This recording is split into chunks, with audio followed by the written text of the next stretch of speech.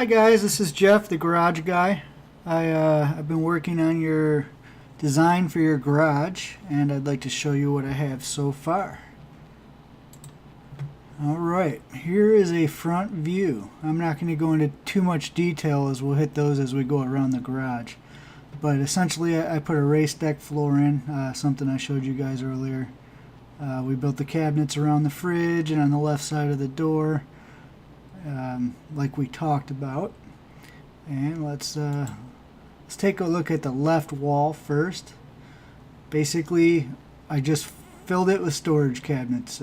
This is enough cabinets here to store a lot more than what you have in your garage. So you could definitely use that as a way to clear things out of your closets and make more room in your entire house. You'll notice that the cabinets here are quite tall. These are 90 inches tall. I brought them down here. The reason being, on cabinets this wide, when you swing the door open, it's very possible that the door would hit the garage rail. I could have just made the cabinets not so wide here, but I wanted to cover this completely behind one cabinet. So this way you can open this particular cabinet doors, not store anything in this area right here, but it'll hide that, and you can just open the cabinet doors and get to your circuit box and take advantage of the storage space below. So there that is with the cabinet there. Size of these cabinets, they are all 36 inches wide. So any of these shelves can go into any of these cabinets with the exception of this cabinet here and this cabinet here. These are each 30 inches wide, so the shelves from this cabinet are exchangeable with the shelves from this cabinet.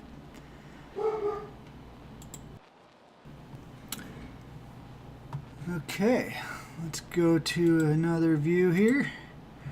These are the cabinets around the fridge and on the left side of the door, of course. What I did here was I took the measurements. This does reflect the actual size of your refrigerator, which happens to be the largest standard size refrigerator they make. So unless you're getting some type of out of the ordinary fridge, no matter what you put here, it's going to fit. It's 36 inches wide, regular height. On the left side of it, I had about 40 inches left, so I put in a 40-inch wide cabinet, which is very large. If you chose to, we could step this down to a 36-inch cabinet. What that would do is, make it feel a little more roomy in here and make these shelves exchangeable with these shelves here. 23 inches deep on both of these cabinets, about 24 inches deep by the time you measure the exterior depth, which is the same as all of these cabinets here. This cabinet here is only 16 inches deep. I just wanted there to be plenty of room to walk in front of the cars. We may want to even consider parking and seeing if we should step this one back to 16 inches deep as well. The refrigerator is kind of off in the corner, so when you pull the car up, the refrigerator sticking up wouldn't be quite the same obstacle as the cabinet here, because you're really kind of parked right in front of that cabinet. 12-inch deep cabinet here. Store wall over the bench. That's that wall panel system I'll talk about in a minute here. And I would pull through the light switch here, and we would decide what to do with the unidentified object next to it. We could just pull that through as well. Alright, now we are looking at the wall with the ladders. I really don't have a great solution for your ladders. There's no magic for them. Paul had mentioned that maybe we could take this ladder and divide it into two, make them lighter and not stick out so far. For now, I just put it up here, well out of the range of the car door opening. And this ladder I put here, and we want to park and make sure, do a test. I believe this would be out of the range of the front door of a sedan. This ladder in particular really grabbed my attention. I've never really seen quite a dangerous looking ladder before, and that with the combination of this large ladder, both of them being fairly hard to store, it made me think of a ladder that we use a lot in our business. which is called the Little Giant ladder. I love mine. I use it all the time. I have a medium-sized one. It's basically a ladder that you can hang very easily. If you don't get the really large one, it's easy enough to move around. The really large one is a little bit overwhelming when you try to move it around and adjust it.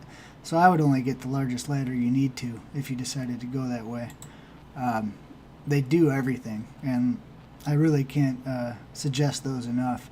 I think we could get rid of both of those ladders, and I don't know exactly what you're using yours for, so I'm just kind of reaching a little bit. But if we could replace both of your ladders with one of these ladders, I think you'll have an easier time storing them, and in some cases using them. It's a lot easier to get something like this through the house than the full 10-foot step ladder you have now. Alright, so that's my 2 cents on the ladders. So yes, I believe we can get these in here and we can store them, in a way that you can get your doors open. But they're going to be a little bit obnoxious. You can't get around that.